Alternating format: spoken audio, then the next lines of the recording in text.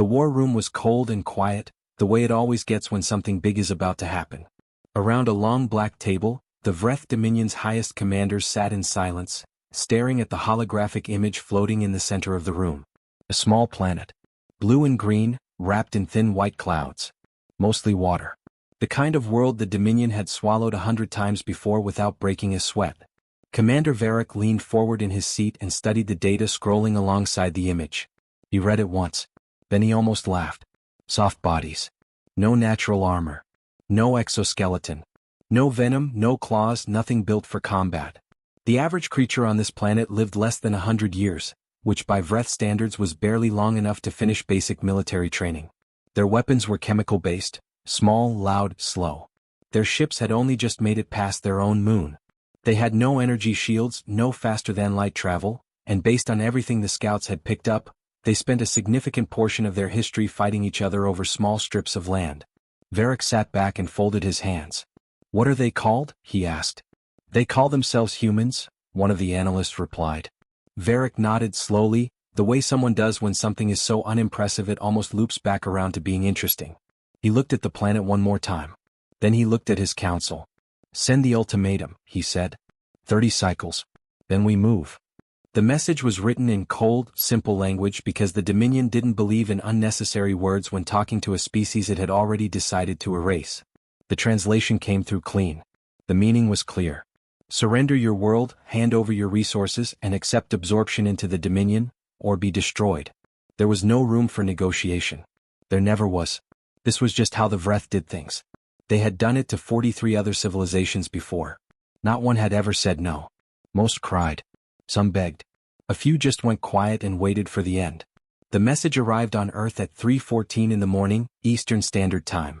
By 3:45, General Mike Hayes was sitting in a secure room underground with a cup of bad coffee and a printed copy of the transmission in his hand. He read it once. Then he read it again, slower, just to make sure he hadn't missed something. He hadn't. It was exactly what it looked like. An alien empire telling humanity it had 30 cycles to roll over and die quietly. Mike set the paper down on the table. Across from him sat Admiral Tom Reed, who had been pulled out of bed 20 minutes ago and still had the look of a man who hadn't fully processed that this was real life and not some fever dream. Tom had spent 30 years in the Navy. He had seen a lot of things. He had never seen anything like this. But he was reading the same words Mike had just read, and his expression wasn't fear. It was something quieter than that. Something almost tired. "They have no idea, do they?" Tom said. It wasn't a question.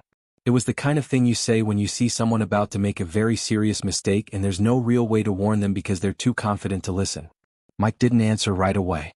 He picked up his coffee, took a long sip, and stared at the wall for a second. He was thinking. Not panicking, not calculating odds, just thinking. The way a man thinks when something shifts and he realizes the world is never going to be quite the same shape again. The thing people outside the military never really understand is that generals don't get scared the same way regular people do. It's not that they're braver.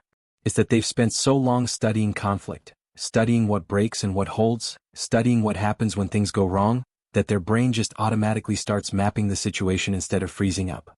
Mike Hayes had spent 40 years doing exactly that. He had studied every major war in human history.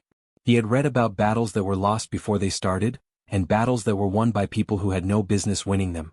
He knew what humanity was capable of, both the worst of it and the best of it, and right now, sitting in that cold underground room with an alien ultimatum on the table in front of him, what he mostly felt was a strange, steady calm. He set his cup down. He picked up the comm unit on his right. He thought about saying something long. Something official. Something that future history books would quote in full. But that wasn't really his style. Mike Hayes had always believed that the clearest messages were the shortest ones. The Vreth had sent a whole paragraph. Humanity only needed 2 words. He dictated the response himself, slowly and clearly so there would be no translation errors. "Come then." He set the comm down. Tom looked at him from across the table. Neither of them said anything for a moment. Outside this room, somewhere above them, that message was already being transmitted back across the stars to a war council full of creatures who had never once lost, who had never once faced a species that looked back at an ultimatum and shrugged. Tom finally leaned back in his chair and crossed his arms. "Think they'll understand what that means?" he asked. Mike looked at the printed transmission one last time, then folded it in half and slid it to the side. "They will," he said quietly. "Give them a little time." Nobody on Luna Base slept the night the Vreth fleet crossed into the solar system. Not because they were scared. They had passed scared about 3 weeks ago, somewhere around the time the government stopped pretending this wasn't happening and started being honest with people. The broadcast had gone out. The shelters had been prepared. Every space agency on Earth had handed over everything they had. Every blueprint, every prototype, every half-finished idea sitting in some engineer's drawer that had never gotten funding. Sleep had become something people did in shifts, between shifts, or not at all. But that night, the night the 200 Vreth warships finally moved in, that night was different. That night people weren't anxious. They were focused. Captain Lisa Ford was sitting at the main console in the tactical center when the long-range sensors picked up the fleet. She watched the blips appear on the display one by one, slow and steady, like the Vreth weren't even trying to hide. And they weren't. Why would they? As far as they knew, they were flying into a system defended by a species that used chemical propulsion rockets and had never fought anyone but itself. They came in formation, clean, organized, textbook military structure. The kind of formation that works perfectly when the other side plays by the same rules. Humanity had spent the last 30 cycles making sure it absolutely would not be playing by the same rules. Lisa pulled up the operation grid on her screen and checked each node one more time. The decoy drones were in position, drifting in the dark between Mars and the asteroid belt, broadcasting fake heat signatures and engine noise, basically digital ghosts designed to look like a human fleet that wasn't there. The rigged debris fields were exactly where they needed to be, sitting quietly in the shipping lanes the Vreth scouts had mapped during their initial survey. And the ambush wings, 12 small, fast, almost completely silent human strike teams, were already in place, engines cold, waiting. She had run this plan 40 times in simulation. It had worked 38 of those times. The 2 failures were because of variables that no longer existed. She leaned back and watched the blips keep moving. Sergeant Dave Cole walked in about 20 minutes later with 2 cups of coffee and the slightly wide-eyed look of someone who had been running on adrenaline for so long that his body had just accepted it as a permanent condition. He set 1 cup next to Lisa's keyboard, pulled up a chair and stared at the display. "They're not even scanning ahead," he said. "They think they don't need to," Lisa replied, not looking up. Dave watched the formation for another minute. The Vreth ships were moving confidently, holding their spacing perfectly, sweeping inward like they were on a training exercise. He had studied alien military behavior for the last 6 months. It had become something of a hobby for everyone in the tactical division, and the thing that always got him was how much the Vreth relied on overwhelming force. Their entire strategy across every conflict in their recorded history was simple. Show up with more ships, more firepower, and more size than the other side could handle. Hit hard, hit fast, accept surrender, move on. It had worked every single time. It had worked every single time because every single species they had ever fought had seen the fleet coming and made a completely logical decision to stop fighting. Humans, Dave had come to understand, were not always logical. The first decoy ping fired at 0340 hours.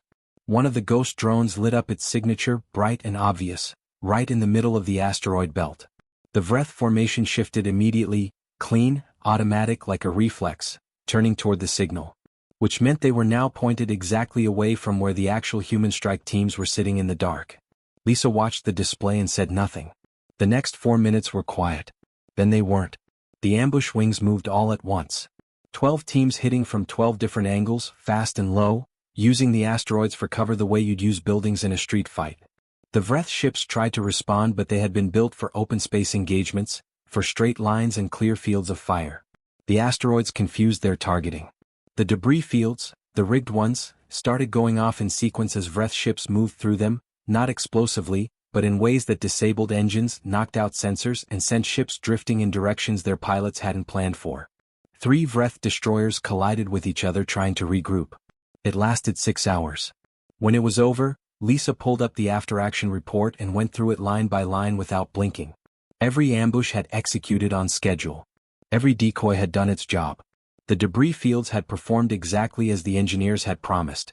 Of the 200 Vreth warships that had entered the solar system, none were going home. Dave leaned over her shoulder and scrolled through the sensor footage, watching the battle play back in compressed time. He got to one particular clip and stopped scrolling. "They flew right into it," he said. He sounded almost disappointed, like he had expected more of a fight. "They thought we'd be scared," Lisa said simply. She forwarded the full report to General Hayes, flagged it Priority 1 and picked up her coffee.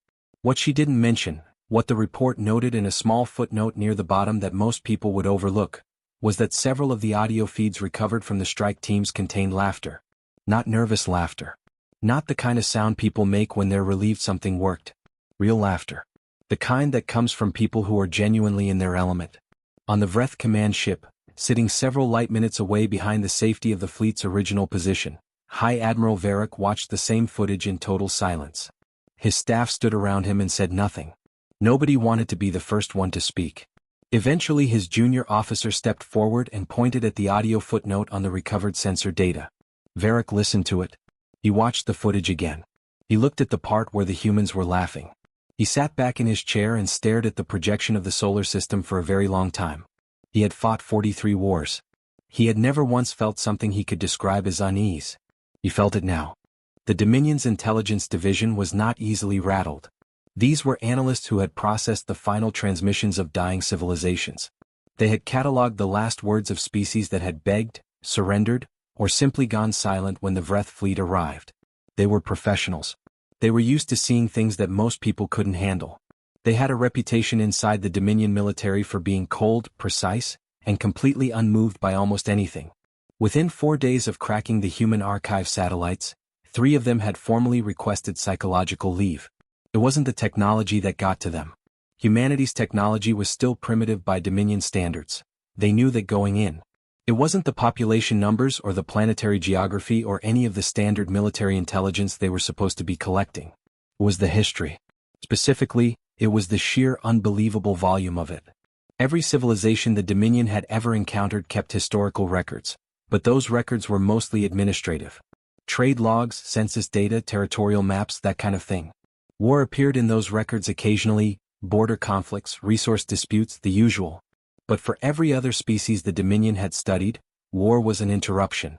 Something that happened between long stretches of normal life and then got resolved and moved on from. For humans, war was practically a hobby. The analysts started with the oldest records and worked forward, and what they found was a continuous, unbroken thread of conflict stretching back thousands of years. Not small conflicts. Not occasional skirmishes. Massive, organized, civilization-scale wars fought with whatever technology the humans had available at the time, and the thing that made it genuinely disturbing was how creative they had been about it. Every few generations the weapons got more efficient. Every few generations the tactics evolved. Every few generations humans looked at how they had been fighting and found new and more effective ways to do it better. They had fought over land, over water, over beliefs, over money, over lines drawn on maps that didn't correspond to anything real. They had fought wars that lasted a single day and wars that ground on for decades.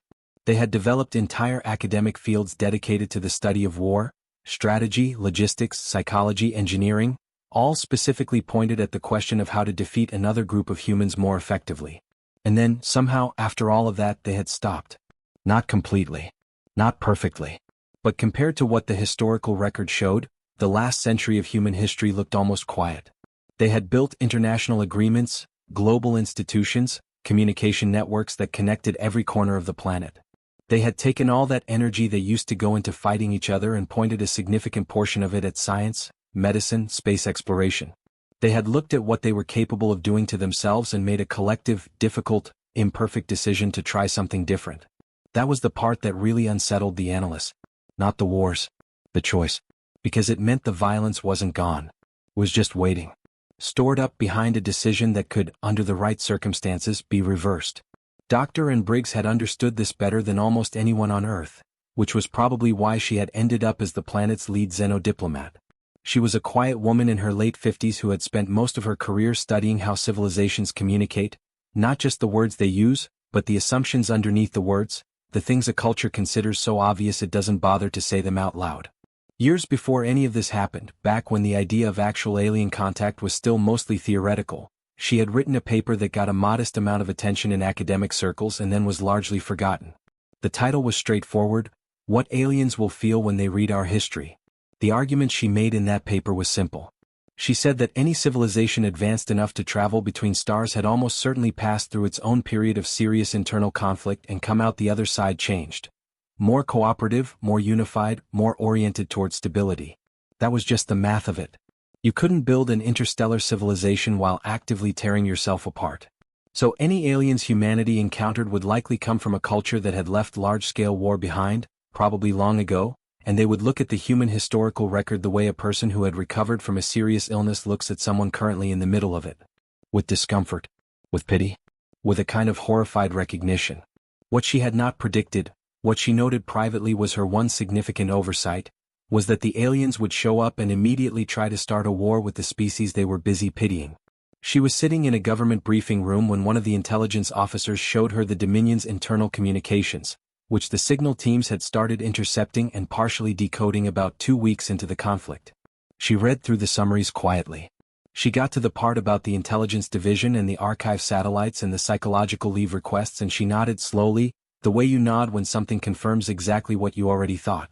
They didn't do their homework in the right order, she said to no one in particular. What she meant was that the Dominion had looked at humanity's current capabilities before looking at humanity's history. They had seen the technology level and made their assessment and sent the ultimatum, and only after the first fleet didn't come back had they bothered digging into the archive satellites to understand what kind of species they were actually dealing with. They had checked the hardware before reading the manual. Inside the Dominion, a researcher named Savick had reached the same conclusion from the other direction. Savick was a xenoanthropologist, someone whose entire job was to study how alien species thought and behaved, and he had been given access to the full human archive once the intelligence division finished their initial sweep. He spent 6 days going through it without much sleep, and at the end of those 6 days he wrote a report and filed it classified urgent. The report was not long. Savick was not a person who used more words than necessary. The key line was near the middle of the second page.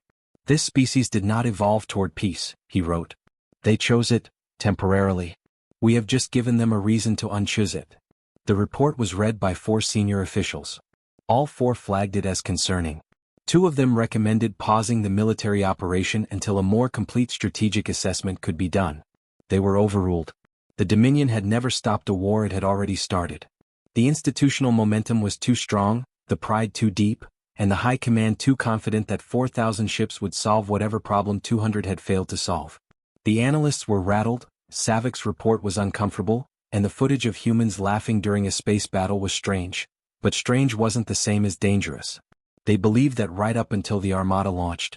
And somewhere on Earth, in the same briefing room where she had read the intercepted communications, Doctor and Briggs looked out the window for a long moment and then quietly said to the officer sitting next to her, "I hope they understand what they just restarted." The officer didn't have anything to say to that. Neither of them did. On paper it wasn't even close. 4,000 Vreth warships against 440 human vessels. If you ran those numbers through any standard military calculation, firepower, hull strength, crew size, weapons range, the outcome was obvious before the first shot was fired. The Dominion strategists had done exactly that calculation before the Armada launched, and the result had come back so lopsided that some of them had questioned whether it was even worth sending 4,000 ships. Maybe 2,000 would be enough. Maybe 500. They sent 4,000 anyway just to be thorough.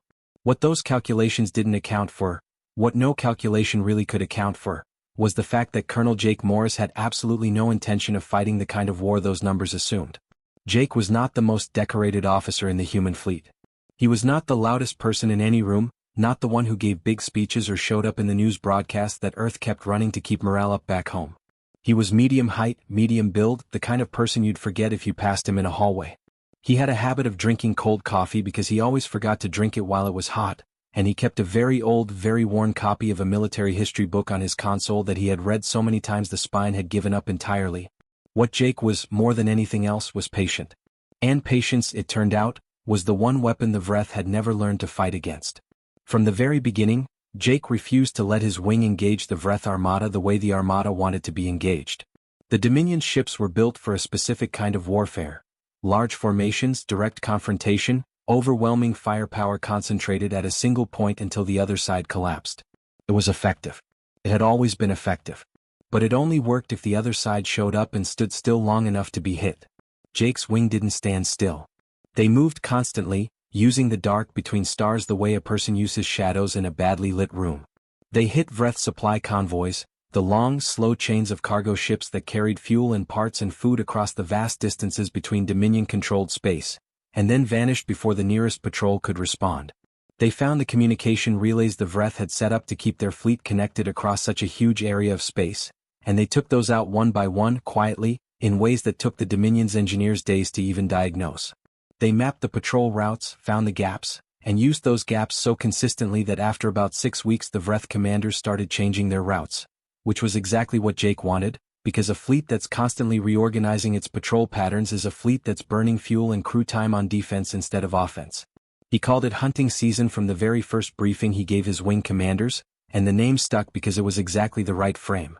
They weren't defending. They weren't trying to match the Vreth ship for ship. They were hunting, quietly, methodically, without hurry, and the thing about hunting is that the animal being hunted rarely knows it's happening until it's already too late. Lieutenant Rachel Grant operated out of a small, fast ship that Jake's wing had started calling the Ghost, partly because of what it did and partly because of how hard it was to find on a sensor sweep when Rachel didn't want it found. Her specialty was psychological operations, which was a formal way of saying she was very good at getting inside the enemy's head and making it a deeply uncomfortable place to be. She had a small team, 4 people, 2 consoles, 1 very powerful signal transmitter, and together they produced a constant stream of fake communications, ghost fleet signals, and carefully constructed false information designed to make the Vreth commanders feel like they were surrounded by a force much larger than the one they were actually facing. They would broadcast the engine signatures of 20 ships from a position where there were only 3. They would send fake distress signals and human military codes they knew the Vreth had partially cracked, from coordinates that pulled Vreth patrols away from where Jake's actual strike teams were operating. They sent messages designed to sound like accidentally intercepted human command communications, full of references to fleets and positions and operations that didn't exist, knowing the Vreth intelligence teams would pick them up and spend days trying to verify information that would never verify because it was made up. One night, or what passed for night on a ship running a day cycle in deep space, Jake came by her console while she was working and watched her for a few minutes without saying anything. She was building a new ghost signal, layering fake engine noise over a false heat signature with the focused concentration of someone doing something they were genuinely good at. "How do you know what scares them?" he asked eventually. Rachel didn't look up from her console right away. She finished the line she was working on, checked it, then leaned back in her chair. "I studied what used to scare us," she said. Jake thought about that for a second. It made complete sense. Fear, at its core, is about uncertainty, about not knowing where a threat is coming from, not knowing how big it is, not knowing whether you're already surrounded. Those feelings don't change much from species to species. The Vreth were scared of the same things humans used to be scared of, back when humans were still fighting each other in the dark. Rachel had just gone back and studied that playbook and updated it for a new audience. Jake nodded and went back to his cold coffee. Months passed.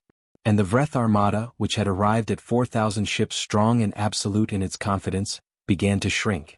Not from any single massive battle. There was no dramatic turning point, no one engagement that broke the Dominion's will. It happened slowly, the way a large thing falls apart when enough small things go wrong consistently over a long enough period of time. A supply convoy here. Patrol there. A communication relay going dark. A false signal pulling 3 destroyers out of position right before a strike team hit their fuel depot. Week after week, the losses added up, and the Vreth commanders kept waiting for the humans to make the mistake that all numerically inferior forces eventually make. Overreaching, getting desperate, throwing everything at one target in a last attempt to change the momentum. The humans didn't get desperate. That was the thing that was really starting to get to the Vreth officers. The humans just kept going, same pace, same patience, completely unbothered by the size of the force they were up against, like they had looked at 4,000 ships and shrugged and gone back to work. By the time the Vreth High Command ran the updated numbers, the Armada was down to less than 300 ships. Supply lines were in ruins. Crew morale was collapsing in ways that the Dominion's rigid military culture had no real framework for handling, because Dominion soldiers had never needed frameworks for losing before. The commanders were jumping at ghost signals and second-guessing their own patrol routes and sending urgent requests back to the homeworld for reinforcements and answers and someone to explain how this had happened. And out in the dark between the stars, Jake Morris was drinking cold coffee and reading his worn-out history book, and Rachel Grant was building another ghost signal, and the rest of the human fleet was still coming. Patient. Methodical. Completely unbothered. Just like they had always been, when something made them decide it was worth the effort. Nobody on the Vreth flagship had slept properly in 11 days. It showed. The command deck, which had once operated with the kind of cold, precise discipline that the Dominion's military was famous for, now had the tired, frayed energy of a crew that had been running on stress and bad information for too long. Officers stood at their stations with the stiff posture of people trying very hard to look like everything was under control, which is usually a sign that nothing is under control. The flagship itself was still functioning. Systems nominal, weapons online, engines running, but the ship felt different than it had when the Armada first launched. It felt smaller somehow. Quieter in the wrong way. High Admiral Varric stood at the center of the command deck and looked at the tactical display and tried to find something in it that wasn't bad news. There wasn't much. The numbers told a story he still hadn't fully accepted, even after weeks of watching it unfold in real time. The Armada that had left Dominion space at 4,000 ships strong was now sitting at 263.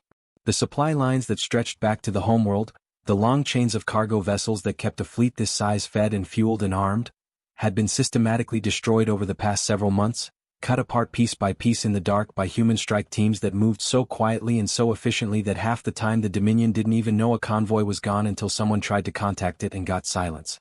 The communication relays were mostly offline. The patrol routes had been reorganized 4 times and somehow the humans always seemed to know the new ones within a week. And then there were the ghost signals. Varric had stopped fully trusting his own sensor data about 6 weeks ago, which was a deeply uncomfortable position for a military commander to be in. His intelligence teams had confirmed that the humans were broadcasting fake fleet signatures and false engine readings across huge sections of space, which meant that every contact his sensors picked up had to be verified before he could act on it, and verification took time, and by the time verification was done the actual human strike team had usually already hit whatever they were going to hit and vanished back into the dark. He had filed 17 urgent requests back to the homeworld for strategic guidance. The responses had gotten shorter and less useful each time. The last one had arrived 3 days ago and contained almost nothing except a reminder that the Dominion did not accept military failure and an expectation that the situation would be resolved. Varric had read that response twice and then set it aside and not looked at it again. He was standing at the tactical display, staring at the numbers he'd already memorized, when the communications officer turned around from his station with an expression that Varric had never seen on a Dominion officer's face before. It took him a moment to identify it because it was so unfamiliar in this context. It was relief. "Admiral," the officer said carefully. "Incoming transmission. Human origin. They're asking for you specifically." The command deck went very still. Everyone looked at Varric. He straightened slightly, adjusted his posture the way a person does when they're performing composure rather than feeling it, and nodded once. "Put it through," he said. The screen at the front of the command deck flickered and then settled on an image that was not what anyone on that deck had expected. No military backdrop. No formal uniform. No row of officers standing at attention to project authority.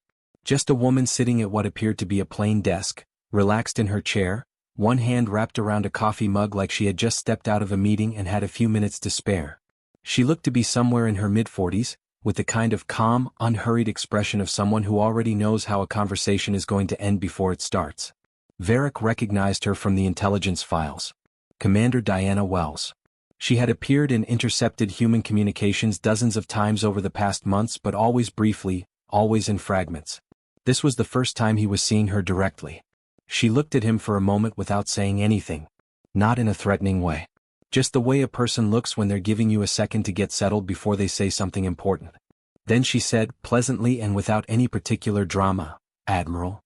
She set her coffee mug down on the desk and leaned forward just slightly. "Your supply lines are gone. All of them. We finished the last one about 18 hours ago. Your homeworld's orbital stations are surrounded by 3 human fleet divisions that have been sitting there quietly for the past 9 days waiting for my call. And I currently have somewhere in the range of 30,000 Marines on your lower decks. They've been there for about 6 hours, which I imagine your crew has noticed by now." She paused for just a second. "I would really appreciate it if you told your people to stand down before this gets any more complicated than it needs to be." Varric stared at her. His entire career had been built on the absolute certainty that the Dominion did not lose. Not because he was naive, not because he hadn't studied military history. He had, extensively, but because in 43 conflicts across as many star systems, the Dominion had never once encountered a situation where losing was even a realistic outcome. They were too large, too organized, too powerful. The math had always worked out. And now he was standing on the bridge of his flagship, looking at a human woman drinking coffee, and the math had stopped working and he genuinely did not have a framework for what came next. He said the only thing he could think to say. "Why?" he asked slowly, like the words were heavier than usual. "Did you not simply surrender when we gave you the chance?" Diana picked her coffee mug back up. She thought about the question for a moment, not like she didn't know the answer but like she was deciding which part of the answer was actually worth saying out loud. Then she looked straight at him and said, "Admiral, we spent 5,000 years doing this to each other. Every tactic we used against you, the ambushes, the ghost signals, the supply line cuts, the patience, none of that was new. We invented all of it fighting ourselves. We got very, very good at it over a very long time, and then we made a choice to stop." She paused. "You just gave us a reason to remember how." Varric stood there for a long moment. He thought about the archive footage his analysts had pulled from the human satellites. He thought about the intelligence report that had been quietly classified. He thought about 200 ships that never came home, and 4,000 that had become 263 and ghost signals in the dark, and a crew that hadn't slept properly in 11 days. He thought about the fact that Diana Wells was drinking coffee. Then he reached down and picked up his command staff, the ceremonial rod that Dominion admirals carried as a symbol of military authority, the thing you set down when you were done, and he placed it carefully on the console in front of him. He straightened up and looked at his crew who were all watching him, waiting. "Stand down," he said quietly. "All stations. Stand down." The orders went out across the ship. Then across what was left of the fleet. And somewhere outside, in the vast cold dark that had swallowed so many ships over so many months, the guns went quiet one by one, like lights being turned off in a long hallway at the end of a very long night. Diana Wells watched the tactical confirmation come through on her end. She looked at it for a moment. Then she picked up her coffee, took one last sip and set the mug down. Back on Earth, in a city that had spent months watching the sky with a particular kind of held breath, General Mike Hayes got the confirmation in a 3-word message from Diana's ship. He read it once. Then he leaned back in his chair, looked up at the ceiling, and let out a long, slow breath that he felt like he had been holding since the night a piece of paper with an alien ultimatum on it had been placed on the table in front of him. Somewhere across the planet, people were already starting to celebrate. There would be speeches and ceremonies and news broadcasts and all the things that come after something this big. There would be time for all of that. But right now, in a quiet room, Mike Hayes just sat with the silence for a moment and thought about a species that had challenged the one thing in the galaxy that maybe, if they had done their homework a little more carefully, they should have just left alone.